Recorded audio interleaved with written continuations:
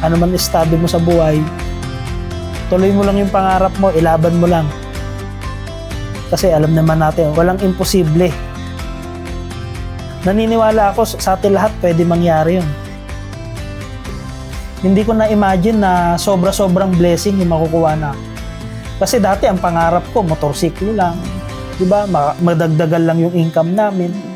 Nagsimula kasi kami with textmate lang kami before. Kasi nangungondoktor ka na that time Actually, hindi nga ako nagre-reply sa'yo sa mga text mo nung una. Kasi nga sobrang busy ko sa career ko eh. Wow! Diba? Ang hirap magbiyahe. So yun, pinakain niya ako sa lugaw, which is isa lang yung tokwat. Huwag ka lang, syempre, pag babae ka, mahinhin, kunwari, ano ka, busog daw, busog. Sabi ko, okay lang. Eh siya, galing palang biyahe. Gutom ako nun. Ubus yung tokot baboy. Ubus ang tokwat baboy, walang natira. Tapos nakilala ko siya, sabi ko, mabait itong taong to. Sabi ko, kaya lang inubos yung lugaw ko eh. Nadismay ako. 3 months lang, nagpakasal na agad. 3 months, nagpakasal kaming dalawa. No, at doon na talaga. Alam mo yun, nung dalaga ako, mahirap ang buhay namin. Nung mag-asawa tayo, mas lalong humirap yung buhay ko. At least nag-improve. Diba? Kung mahirap, ngayon, naghirap lalo.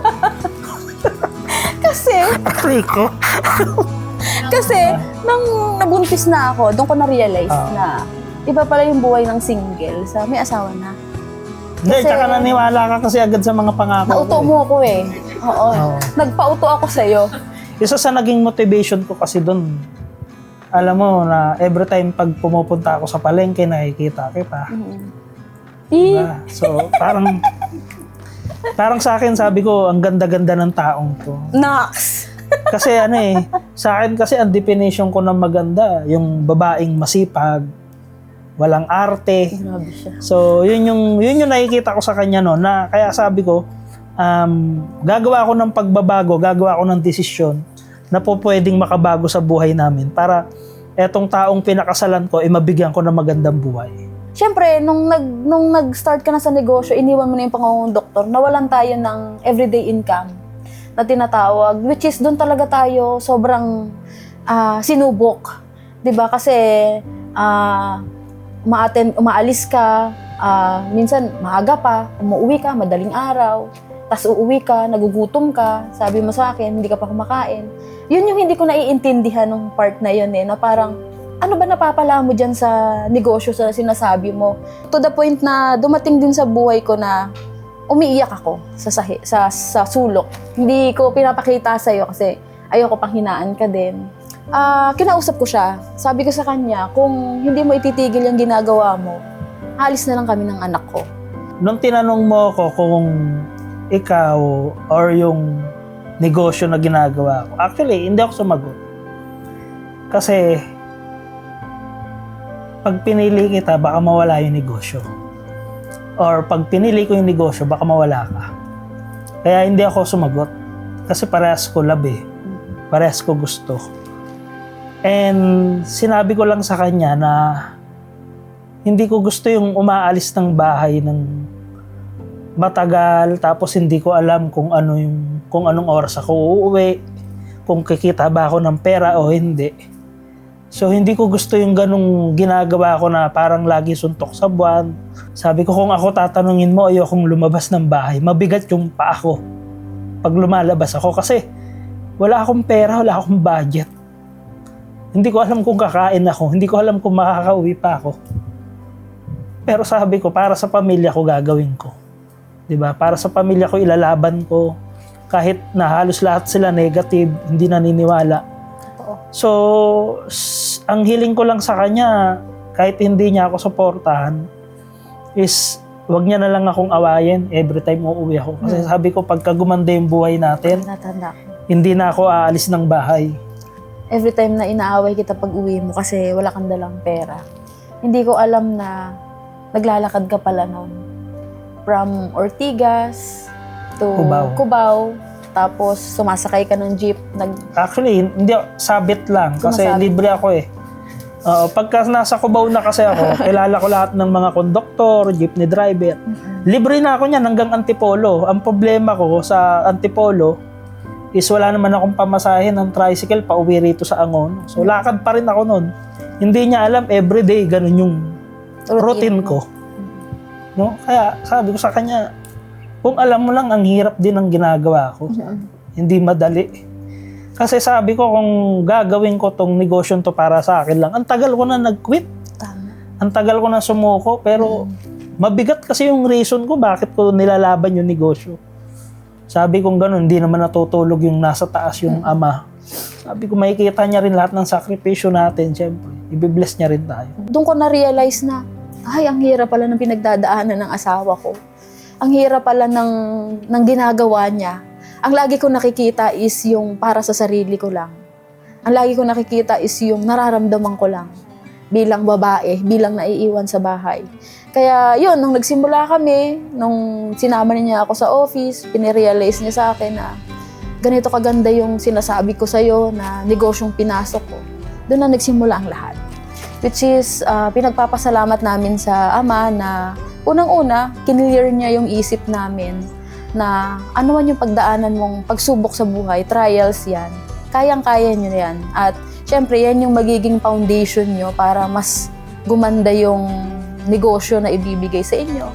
Syempre, yung foundation yan na para mas tumibay kayo, tumatag kayo, which is yun naman yung very grateful. Ang natutunan ko pa isa, hindi ka agad bibigyan ng nasa taas ng ama, ng kotse, ng pera. Ang una niyang ibibigay sa'yo, wisdom. Ang una niyang ibibigay sa'yo, learnings, coaches, mentor, yung mga tamang tao na sasama sa journey mo para malagpasan lahat ng mga pagsubok mo. And syempre, marating mo lahat ng mga result na gusto mo. Yung nangangarap lang tayo na balang araw, magkakamotor tayo, hanggang sa binigay sa atin yung motor, kahit second hand lang, hanggang sa unti-unti, yung second hand, naging brand new. Tapos yung una kong kotse, yung Cherry QQ. First time mong kumita ng maganda-ganda, no? Actually, diba? inipon ko talaga yung income na yon kasi parang na-inspired ako. Sabi ko, gusto ko magkaroon ng sasakyan. Tapos one time, nung niyaya ko siya mag-church sa Antipolo, magsamba kami. Pagbukas niya ng pinto nung Cherry QQ, natanggal yung handle. Sabi ko, Sus Mariosip, ano ba? Parang kasi Hercules sa lakas eh. Sabi ko, ganun, yung handle, tinanggal mo eh. Ingat na ingat ako sa kotse. Anyway, yun yung first. Then second namin is nag-bradyo na kami kasi ang hirap naman pagtulakin yung asawa ko, di ba? So nagkaroon kami ng brand yung SUV, then nadagdagan. Very grateful talaga kasi ang pangarap ko lang dati motor, no? Ngayon binigyan niya kami ng mga sasakyan na kung saan talagang alam mo yun, nakaka-proud kasi pag ngayon nag-ahatid kami sa school ng anak ko. So very proud akong daddy na kasi dati nung nag-aaral ako, naglalakad lang. Pangalawa, nakatsinelas lang ako. Totoo yun. Mula grade 1 hanggang grade 6, nakatsinelas lang ako. Naglalakad. Kaya naman ngayon, sabi ko, pagka binilas kami ni Lord, so yung mga anak ko, bibilang ko ng mga sapatos, di ba? And syempre, kahit papano kami, nakaka-afford na rin kami makabili ng mga sapatos. Diba? And yun yung nakakatawa sa negosyo natin na kung saan basta mangarap ka lang, walang imposible. Lumaban ka lang ng tama, lumaban ka lang ng patas. Diba? So, gumawa ka na mabuti sa tao. Kasi ibibigay lahat ni Lord dyan sa'yo eh. Ibabalik niya lahat ng kabutihan na ginawa mo. Ibabalik sa inyo ng doble-doble. Yun, yung pinaka-blessings na ibinigay sa atin ng AGG is yung hindi lang yung tungkol sa finances eh.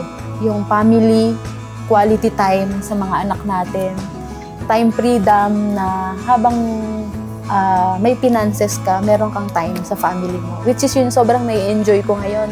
Dahil napakaganda ng online platform na meron tayo ngayon dahil alam mo yun na habang ginagawa mo yung negosyo, nakakasama mo yung mga anak mo, nahatid sundo mo sa school, 'di ba, na nabibigyan mo ng magandang future at naka-ready na din yung kanilang future kasi hindi lang naman, sabi ko nga, hindi lang naman siya tungkol sa sasakyan, bahay. Siyempre, nakapagpundar na rin tayo ng mga lupa na balang araw pwede ring manahin ng mga anak namin.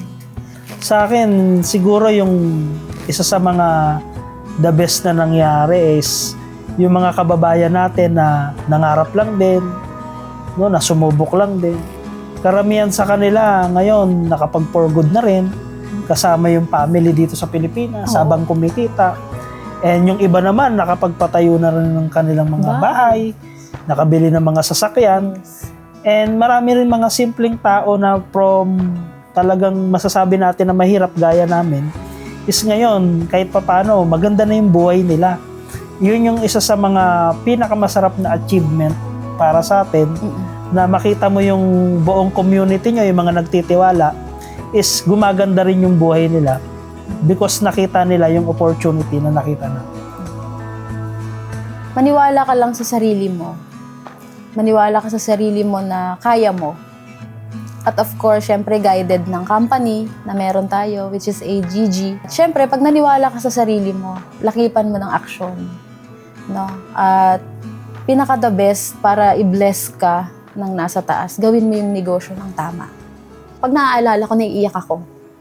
Kasi hindi ko rin maisip na magiging ganito talaga yung buhay namin na mga anak namin, katulad nga nung nakaraan na binati ako ng anak ko ng happy birthday with English, magandang accent na ng English.